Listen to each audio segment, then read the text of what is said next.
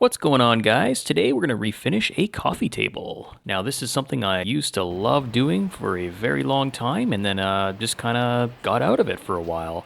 But I found a free coffee table on Marketplace and I thought, you know what? This would make a great video.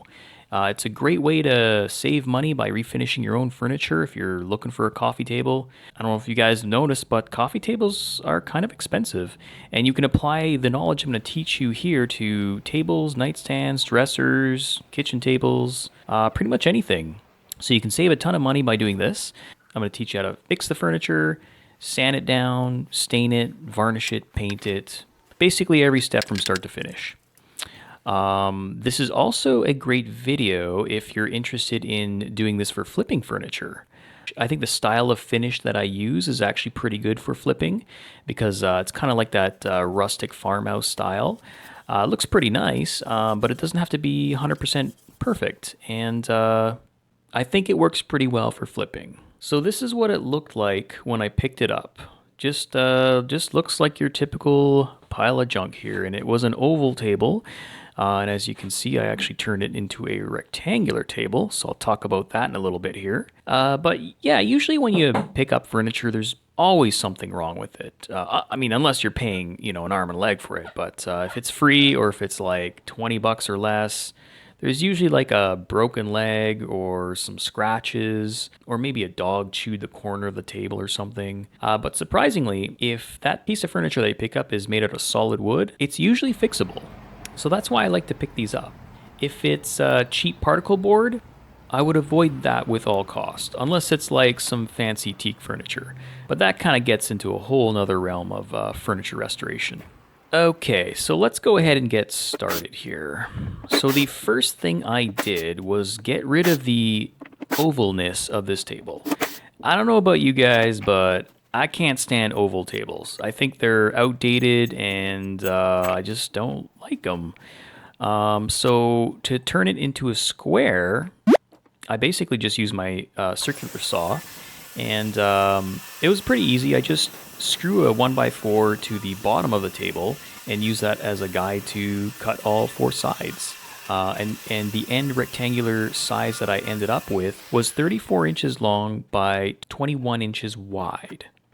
The original oval was almost 50 inches long and 2 feet wide, which is pretty darn big. It's kind of hard to tell in this video here, but it left me with plenty of room to cut this down and still have a decent sized coffee table. The next thing I did was actually cut down the legs because I felt like the legs were a little bit too tall. This table was sitting at almost 20 inches.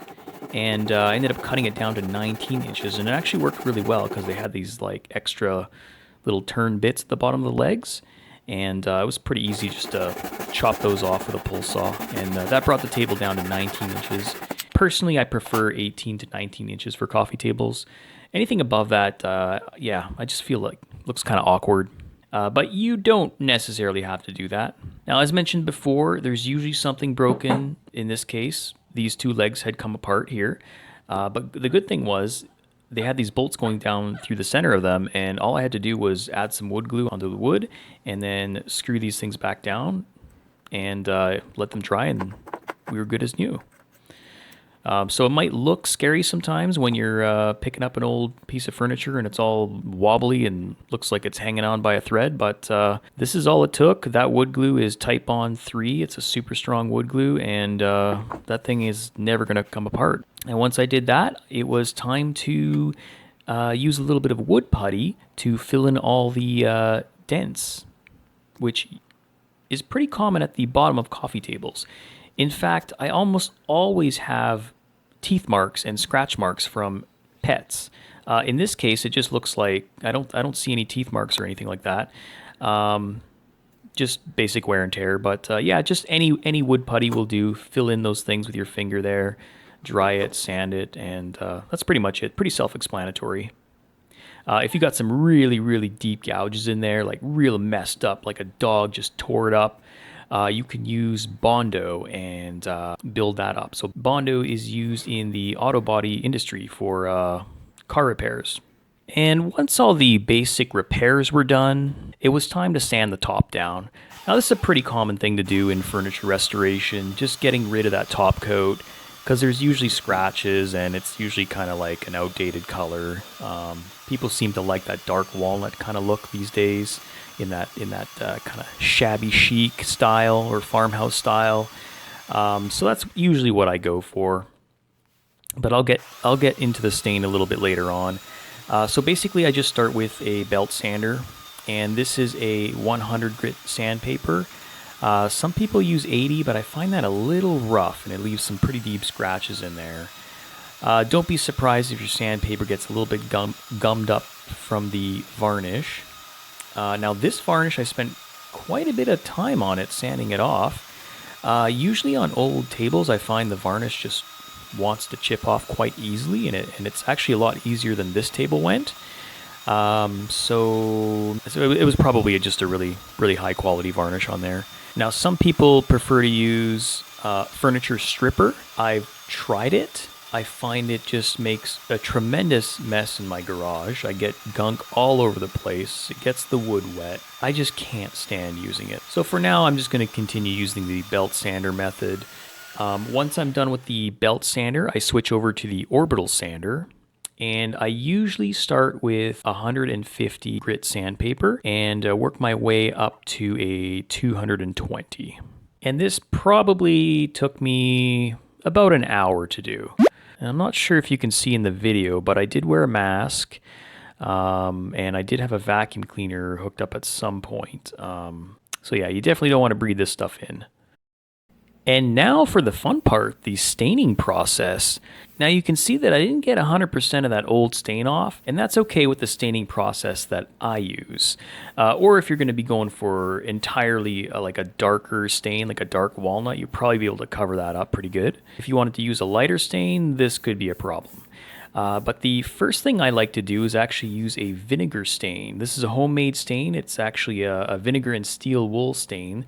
So you're basically, so I've basically dissolved steel wool into vinegar, and that creates something called iron acetate, and then you paint that onto the wood, and if the wood has enough tannins in it, it reacts with the tannins to oxidize and create that dark gray weathered look. In this case, I did a little test piece, and it wasn't getting as dark as I would have liked. So what I'm doing is I'm adding black tea to it. So I've soaked a couple of bags of black tea in about a cup of hot water, and I apply it when the water is still warm. And what this will do is it'll actually infuse tannins into the wood. And when you apply the vinegar and steel wool concoction, it will start reacting almost immediately. And you can see that right here when I start applying it. And it'll just keep getting darker and darker and darker. And it's actually pretty cool. It's kind of a neat process, and it's fun to watch. And once it dries, I usually leave it overnight. It looks something like this, which might look a little bit scary, but there's still a few more steps to take to get to that final finish. The goal here is to basically get a base that kind of resembles that old school weathered farmhouse look. Once it's dried, I like to sand it again, this time only for a couple of minutes, and I use 150 grit sandpaper, and I actually prefer to use a used piece of sandpaper, not a brand new 150 grit sandpaper, because I find it's a little bit too abrasive. So yeah, just a little tip there, and I don't know, you're probably wondering why don't I just use like a 180 or 220. I've tried, and it's just not quite the same. So a used 150 grit paper seems to work the best. Maybe you guys have experienced something else. But anyways, the goal here is to basically just make it look a little bit more natural by taking some of that coloring off there. And then you can see here on the sides, I kind of like this effect. I actually leave the saw blade marks in there. And then when I sand some of the stain off, it looks like this, which I don't know about you guys, but I kind of like that look. Adds to the rustic appeal, I think. All right, now we're getting juicy. We're gonna add some color here. So this is the Minwax Dark Walnut, I believe. Yes, Minwax Dark Walnut, and I'm basically just dipping a little corner of my paper towel in here, and basically I'm just like trying to add some shades to it rather than like completely penetrating the wood and staining it.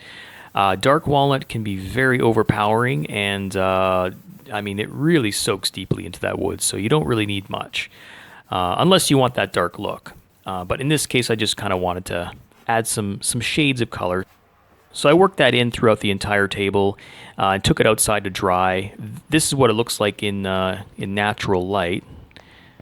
And it looks pretty good. We're going to take it one step further, though. We're going to add some more character by using this old charred up log. I know, weird, right?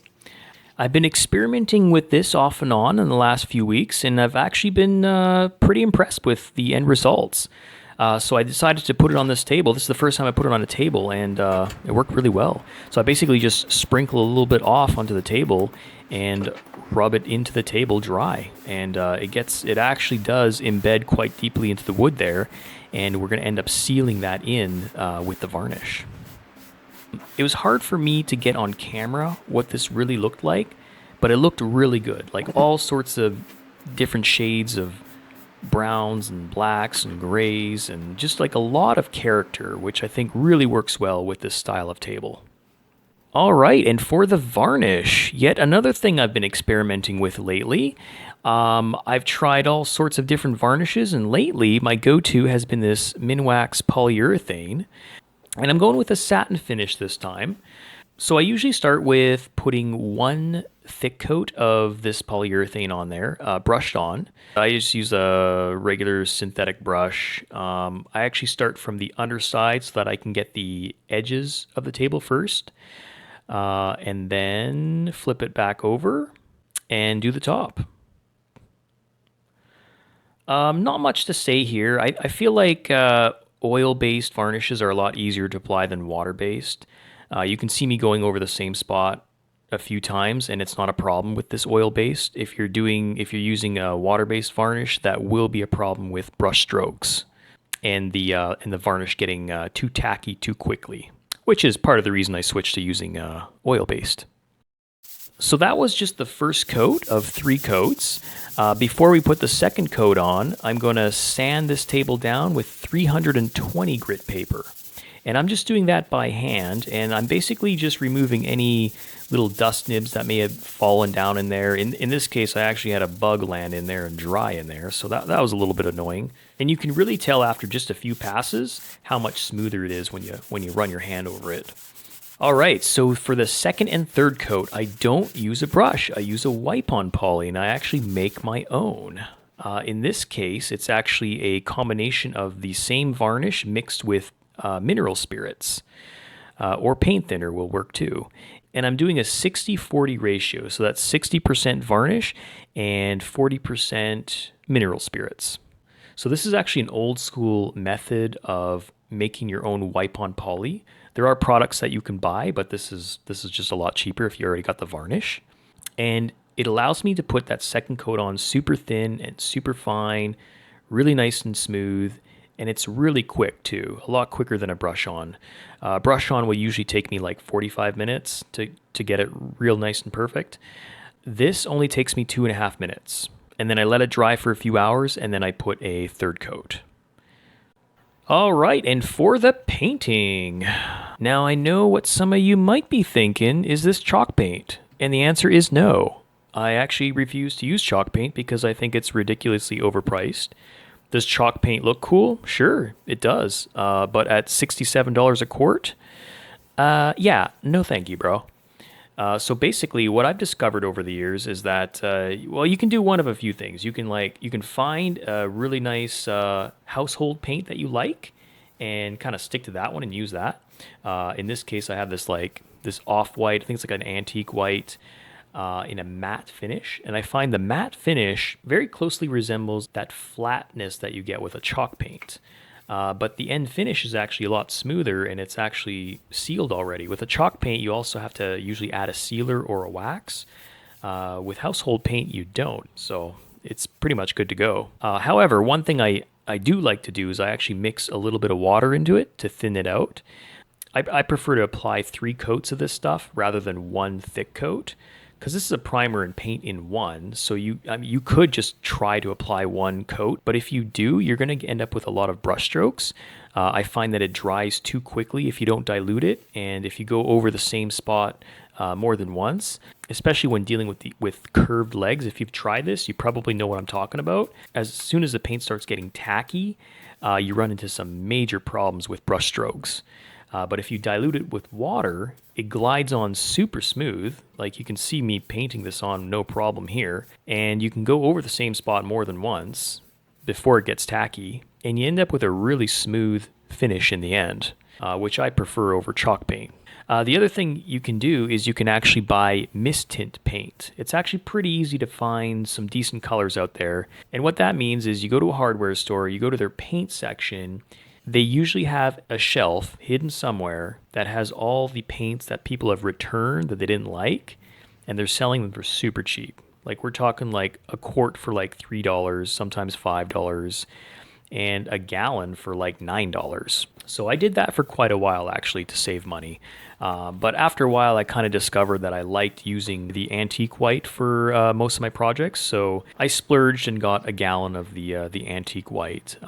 But yeah, a gallon of this paint, same price as a quart of chalk paint. So it was totally worth it for me. And sorry if it seems like I'm ranting on chalk paint. It is kind of a neat product, but grossly overpriced in my opinion. Okay, so I think that's it. Once everything was dry, I put the table together, and here's the final product. What do you guys think? I hope this video helped you to learn a few different tips and tricks on refinishing furniture. I hope I've encouraged some of you to maybe try to flip some furniture here and there. This one's going to go into my living room. My wife liked it, and we need a coffee table, so we're going to keep this one. If I were to post this and sell this, I think the price that you would post this depends on where you live. So I live in Canada here, and in my city, I think a good starting point would be $180. And in the end, I would probably get an offer of like 140, 150, and I'd probably settle on 160. A little tip with selling though, you got to take really good pictures, and you have to be willing to be very patient. In the past, when I did sell a few coffee tables here and there were times where I'd sell a table within a week, which I thought was great. And there were other times where it took 2 or 3 months.